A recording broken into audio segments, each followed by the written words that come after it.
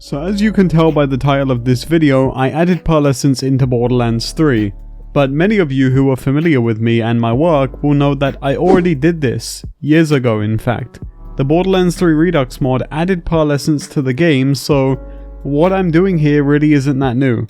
But there is a big difference, because these pearlescents are not being added to the game through hotfix modding. For those of you who are out of the loop on this, when we made Borderlands 3 Redux we utilized a method called hotfix modding, which is where you use an external piece of software to inject hotfixes into your game on startup. That takes extra work, and sometimes, and if you don't have an internet connection, it just straight up won't work. So how are we getting these into the game without hotfix modding? Well, we're using a technique called Packfile modding. This is the same technique that we used for a lot of the stuff in Wonderlands Redux, and it's also been used in some of my other mods like the Eridium you're going to see in this gameplay.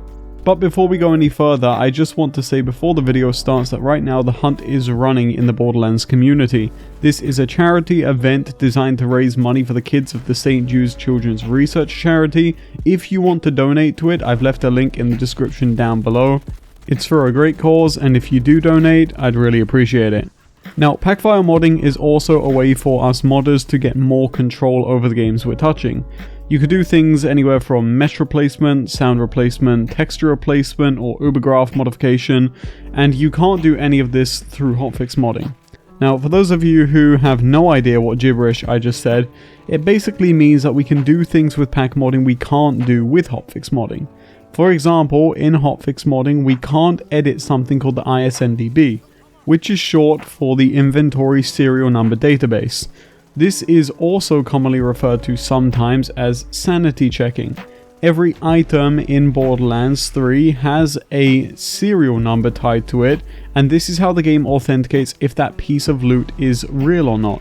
So naturally, when you make an item through hotfix modding, you need to give that item a serial number unless you want it to be deleted whenever the player leaves the game. However, unfortunately, this file is often encrypted, which means you can't put anything into the file through hotfix modding. And even if you could, you'd have to redefine almost the entire file, which is just extremely impractical and would probably certainly not work. However, with Packfile modding, we can also crack this file open, go into there, add our new items in with the serial number, and then we can seal it back up and put it back into the game files where it will recognize our items as legit, real items. Now, for those of you curious, no, this does not mean I can just go into a multiplayer game and give this to another person.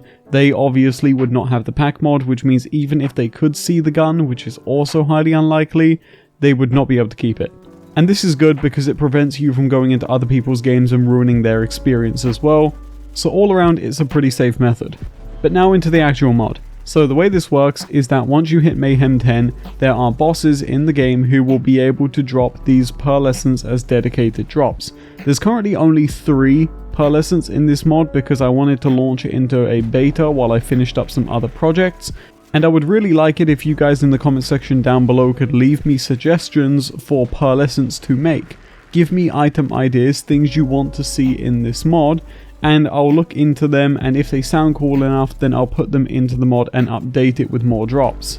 All of the items should drop at around a 5% chance on kill from their respective boss, and if you want to spoil yourself, the mod page does have the dedicated sources if you want to just skip right to where you're farming.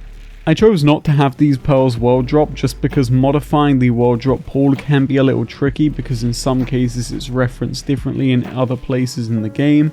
If you're a modder watching this, you'll know that that's not entirely correct, but for the viewer I think that sums it up pretty well. In short, it's just a lot more complicated than you would think to just suddenly have these dropping everywhere, and I really don't want to take the risk of them dropping willy-nilly or not dropping at all. It would be a lot of testing, and I just sadly don't have that time. But the pearls do come complete with their own loot beam and also map icon. I want to give them a custom drop sound as well, but I haven't found one that fits them really for me personally yet. But if I do find it, then I will update the mod with that in the future also. As you can probably also see in the gameplay too, they have custom weapon skins as well, and they are fully compatible with the in-game customization skins and trinkets too. But that about wraps it up, and there's plenty more mods I've been working on. Like I said in the video, you can see me with this bright pink Eridium just like Borderlands 2. These are available over on my page on Nexus Mods if you want to go and download them. All of these mods are free. Thank you guys so much for all of your support as always. I really appreciate that. And yeah, I'll check you in the next one. Take it easy, guys.